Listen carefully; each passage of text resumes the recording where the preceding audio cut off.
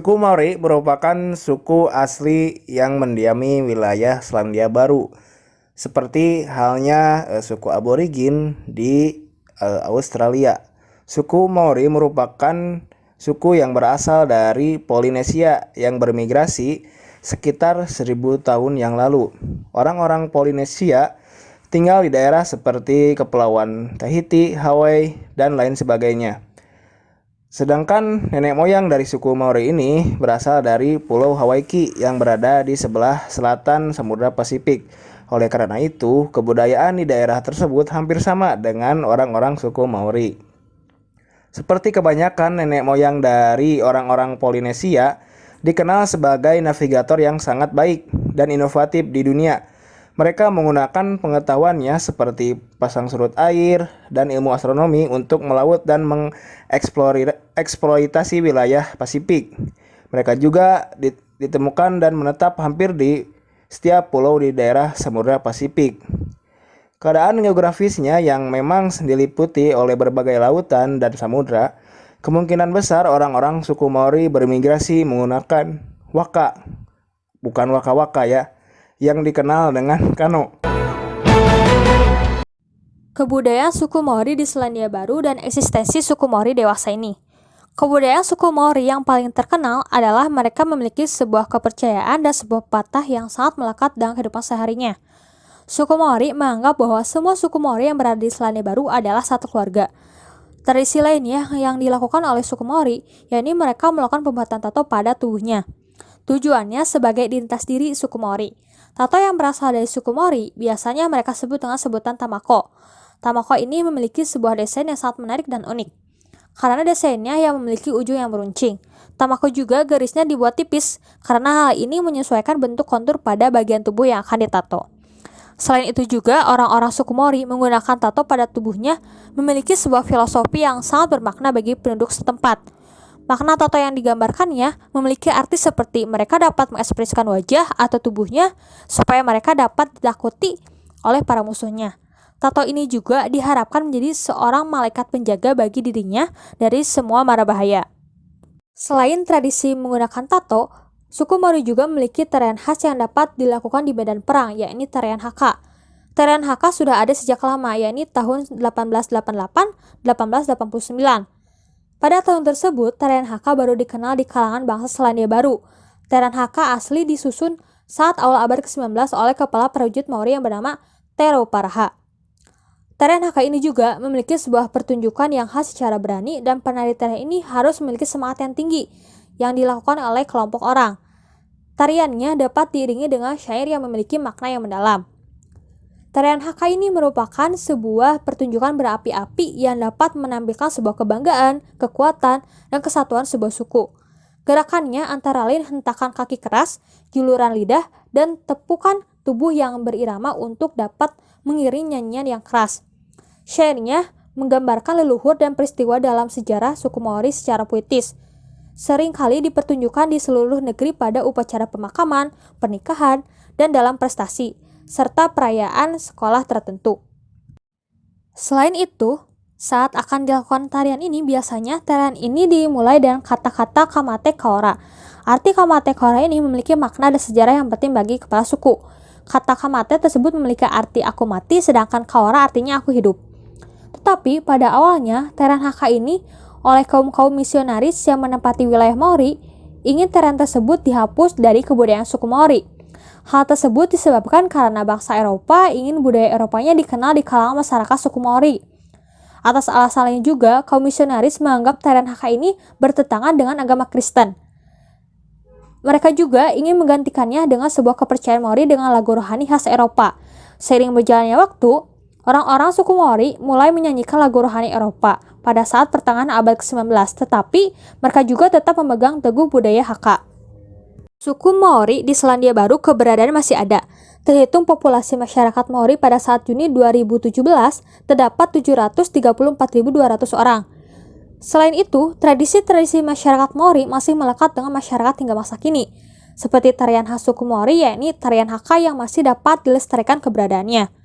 Tarian Haka baru-baru ini dipertunjukkan di Selandia Baru untuk menghormati korban Christchurch yang merupakan sebuah tragedi serangan teror yang terjadi di 2 masjid di daerah tersebut.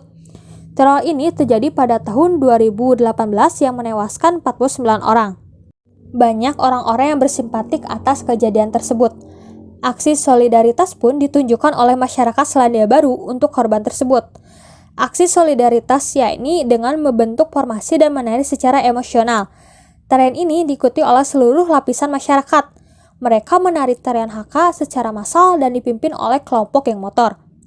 Tarian ini juga masih eksis dan dipertahankan kelas tariannya dengan menjadikan tarian ini sebagai ritual yang sering dilakukan oleh masyarakat di Selandia Baru dan seringkali dilaksanakan festival. Salah satu contoh ritual yang dilaksanakannya, yakni tarian Haka harus dilaksanakan saat sebelum dan sesudah tim nasional Selandia Baru, yakni tim nasional rugby Selandia Baru All Blacks melakukan pertandingan.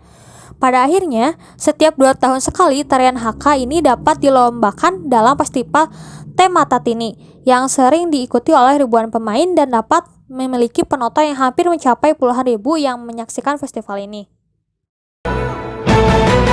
Orang Inggris yang pertama kali menjelajahi Selandia Baru adalah James Cook. Latar belakang James Cook mengeksplorasi Selandia Baru adalah karena pada tahun 1768, para ahli astronomi Inggris memprediksi akan adanya peristiwa penting, yaitu transit of Venus. Para ahli yang tergabung ke dalam The Royal Society of London for the Environment of Nature Knowledge ini memperkirakan terjadinya transit of Venus pada tahun 1769. Dan tempat terbaik untuk mengamati peristiwa tersebut adalah di Samudra Pasifik bagian selatan. Sedikit informasi kawan-kawan, bahwasanya transit of Venus merupakan fenomena yang sangat langka. Peristiwa ini hanya terjadi dalam waktu 243 tahun sekali. Fenomena ini terjadi ketika planet Venus berada sejajar dengan bumi dan matahari, sehingga posisi Venus seakan-akan berada di tengah-tengah matahari jika dilihat dari bumi. Fenomena yang langka ini membuat banyak negara berbondong-bondong untuk mendatangi daerah yang tepat untuk melihat fenomena ini. Pemimpin dari program ini yaitu James Cook. James Cook memilih kapal bernama Endeavour, kapal tangguh yang memiliki berat 370 ton. Ilmuwan yang ikut serta diantaranya yaitu Mr. Green, lalu ada Joseph Banks, ada Solander, ada Mr. Sidney Parkinson, dan sebagainya. Rombongan James Cook mulai berlayar pada 20 Agustus 1768 dari pelabuhan Plymouth. Jalur yang dilalui yaitu menuju ke Amerika Selatan, mengunjungi Rio de Janeiro di Brazil, lalu mengintai Tanjung Horn dari Chile, lalu singgah di Tahiti pada tanggal 13 April 1769. Di sana, Cook menyaksikan fenomena terjadinya transit of Venus, sebuah kenangan manis yang indah. Setelah misi pertama selesai, Cook masih harus melanjutkan misi keduanya, yaitu menemukan daratan selatan. Namun, saat bergerak ke selatan, Cook tidak menemukan daratan. Ditambah lagi dengan udara yang sangat-sangat dingin karena sudah dekat dengan kutub selatan. Lalu, Cook kemudian menggerakkan kapalnya untuk berbalik arah dan akhirnya menemukan sebuah daratan yang bernama Selandia Baru yang dulunya pernah disinggahi oleh Abel Tasman. Di dalam perjalanannya menemukan Selandia Baru, James Cook itu ditemani oleh satu orang ketua adat dari Tahiti yang menjadi petunjuk dari perjalanan kali ini.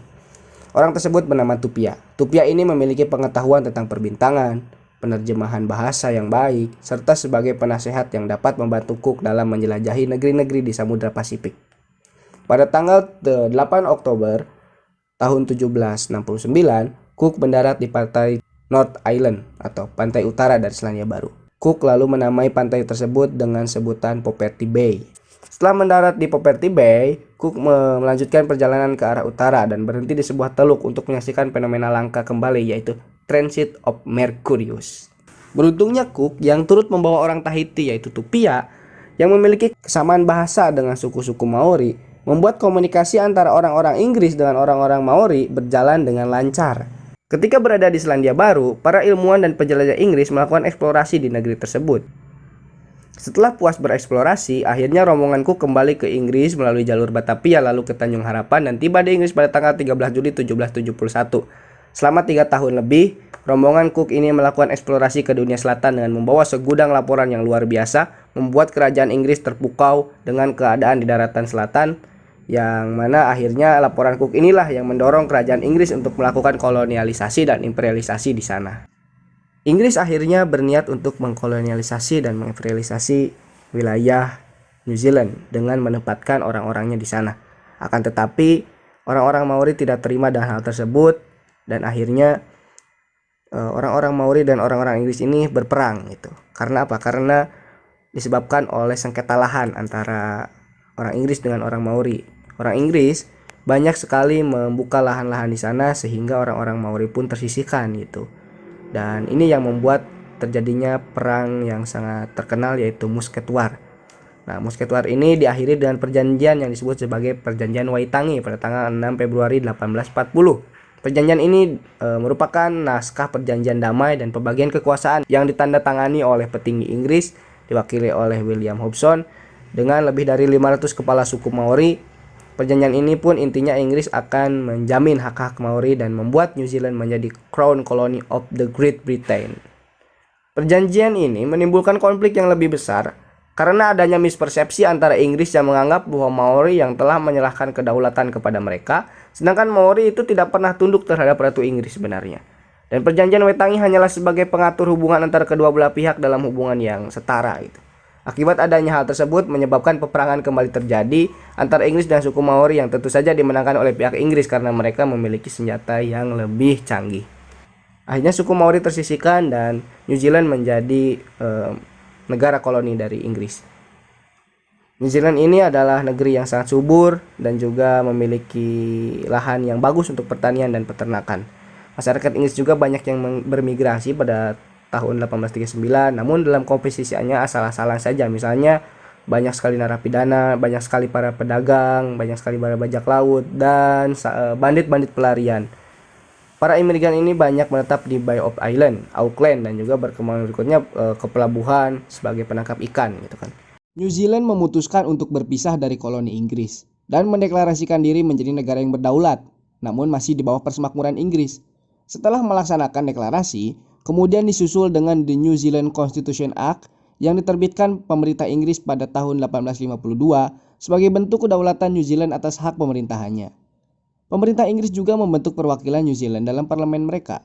Walaupun demikian, pemerintah Inggris harus tetap menghormati kedaulatan serta menghormati perjanjian Waitangi yang harus menjamin kehidupan suku Maori sebagai tuan di tanah leluhurnya tersebut.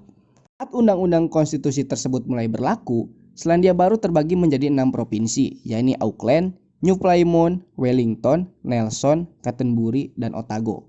Setiap daerah tersebut dipimpin oleh pengawas dan dewan provinsi. Sedangkan di tingkat nasional dipimpin oleh Letnan Gubernur disertai dengan badan legislatif dan dewan perwakilan rakyat atau yang disebut dengan majelis umum. Permasalahan sengketa lahan masih berlanjut. Kali ini antara suku Maori dengan pemerintah kolonial Selandia Baru. Hal ini karena pemerintah Selandia Baru terus saja mengambil alih lahan pemukiman dari suku-suku Maori. Lahan milik suku Maori ini selalu dibeli dengan harga murah oleh orang-orang Inggris. Akhirnya membuat terjadi serangkaian kerusuhan yang dilakukan oleh suku-suku Maori karena hak-hak mereka terus dirampas. Kebencian orang-orang Maori terus berlanjut ketika banyak sekali masyarakat suku Maori yang dinyatakan bersalah karena telah bersengketa dengan pemerintah. Ditambah lagi dengan adanya Undang-Undang Tanah Asli di tahun 1862 yang isinya tentang pelegalan transaksi tanah pribadi antara pendatang dengan Maori. Sehingga selama 40 tahun kemudian membuat suku Maori kehilangan sebagian besar tanah terbaik mereka. Kebijakan pembangunan yang dilakukan oleh Julius Pogel yang merupakan Perdana Menteri mereka, Pogel meminjam modal dari luar negeri untuk memperbaiki infrastruktur Selandia Baru.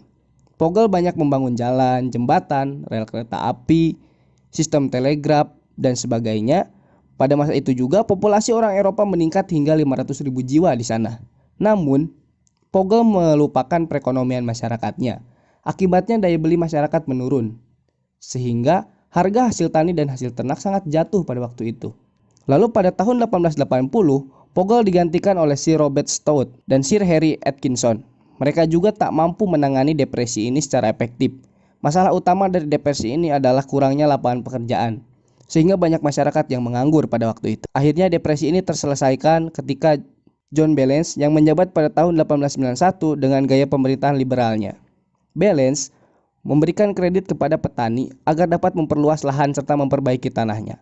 Lalu untuk para peternak juga segera diberikan kredit agar memperbaiki teknologi peternakannya sehingga meningkatkan produktivitas mereka.